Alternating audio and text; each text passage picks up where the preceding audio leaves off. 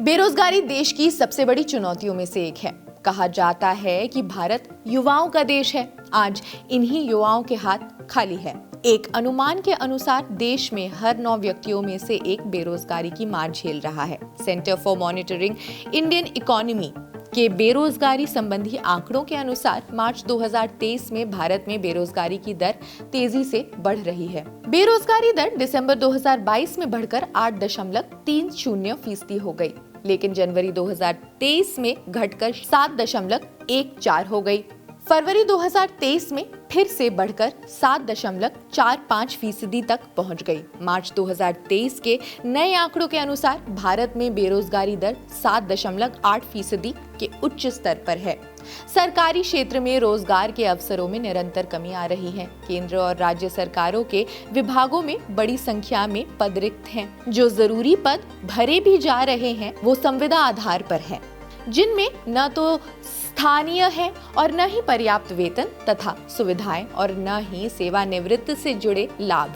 निजी क्षेत्र में उपलब्ध अधिकांश रोजगारों में न वेतन भत्तों के संबंध में उपयुक्त प्रावधान है और न ही सामाजिक सुरक्षा और कल्याण योजनाएं हैं। सेवानिवृत्ति के बाद पेंशन या तो है ही नहीं या नई पेंशन योजना है, जिनमें कर्मचारियों और मालिकों के अंशदान से बने एक कोष में निवेशित राशि के आधार पर जमा राशि के अनुसार पेंशन देने की व्यवस्था है। सेवानिवृत्ति की दशा में पर्याप्त पेंशन और अन्य लाभ मिले, जिससे उसको अपना शेष जीवन जीने में कठिनाई का सामना न करना पड़े। मगर कारखाना अधिनियम में श्रम सुधारों के नाम पर अधिकांश कारखानों को श्रमिक कल्याण और सामाजिक सुरक्षा प्रावधानों के पालन से मुक्त कर दिया गया है। देश में असंगठित क्षेत्र में बहुत बड़ी संख्या में कार्यबल कार्यस्थ है। उनका देश की अर्थव्यवस्था में 50% से ज्यादा का योगदान है और इस क्षेत्र में कार्यस्थ लोगों का कुल कार्यबल में हिस्सा 80% है। इनमें अधिकतर वे लोग होते हैं जो गांव में परंपरागत कार्य करते हैं।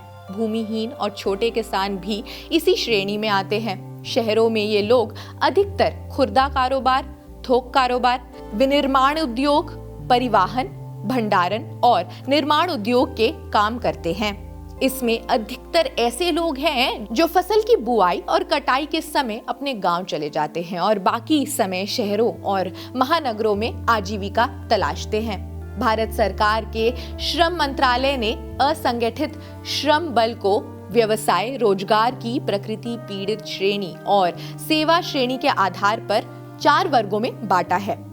इसके अंतर्गत व्यावसायिक श्रेणी में छोटे और संगठित किसान, भूमिहीन खेतीहर मजदूर, पशुपालक, बीड़ी बनाने वाले श्रमिक, निर्माण और आधारभूत संरचनाओं में कार्यस्थ श्रमिक, बुनकर आदि आते हैं। विशेष रूप से पीड़ित वर्ग में सफाई कर्मी, सर पर मैला ढोने वाले लोग भी आते हैं। सेवा श्रेणी में घरेलू कामगार, महिलाएं, नाई, सब्जी और फल विक्रेता, समाचार पत्र विक्रेता, ये सभी आते हैं। असंगठित क्षेत्र में श्रमिकों की आय संगठित क्षेत्र की तुलना में न केवल कम है, बल्कि कई बार तो ये जीवन के न्यूनतम निर्वाह के लायक भी नहीं होती। इसके अलावा अक्सर कृषि और निर्माण क्षेत्र में पूरे वर्ष काम न मिलने की वजह से वार्षिक आय और कम हो जाती है। इस क्षेत्र में न्यूनतम वेतन भी नहीं दिया जाता है। वैसे भी हमारे देश में न्यूनतम मजदूरी की दरें वैश्विक मानकों की तुलना में बहुत कम है। इस क्षेत्र में रोजगार गारंटी न होने के कारण रोजगार का स्वरूप अस्थायी होता है, जो इस क्षेत्र में लगे कामगारों को हतोत्साहित करता है। अधिकांश असंगठित श्रमिक ऐसे उद्योगों में काम करते हैं जहां श्रमिक कानून लागू ही नहीं होते। केंद्र सरकार ने असंगठित क्षेत्र के लोगों के लिए पेंशन की व्यवस्था हेतु प्रधानमंत्री श्रम योगी मन धन पेंशन योजना बनाई। वर्ष 2019-20 के अंतरिम बजट के 15,000 रुपए तक मासिक आय वाले असंगठित क्षेत्र के कामगारों के लिए पेंशन योजना शुरू करने वाला प्रस्ताव था। इस योजना में असंगठित क्षेत्र के कामगार एक छोटी सी राशि के मासिक अंशदान करके 60 साल की आयु के बाद 3,000 रुपए की निश्चित मासिक पेंशन प्राप्त कर सकते हैं। मगर इन सब के बावजूद आज भी असंगठित वर्ग की सामाजिक सुरक्षा का मुद्दा लगातार चिंता का विषय बना हुआ है। इस क्षेत्र से जुड़े लोगों में आजीविका सुरक्षा, बाल श्रम, मातृत्व सुरक्षा, बेटे बच्चों की देखरेख, आवास, पेयजल, सफाई, अवकाश से जुड़े लाभ और न्यूनतम मजदूरी जैसे मामलों में स्थिति संतोषजनक नहीं कही जा सकती है। आज स्थिति ये है कि युवकों के लिए गुणवत्तापूर्ण रोजगार के अवसर निरंतर सिकुड़ते जा रहे हैं।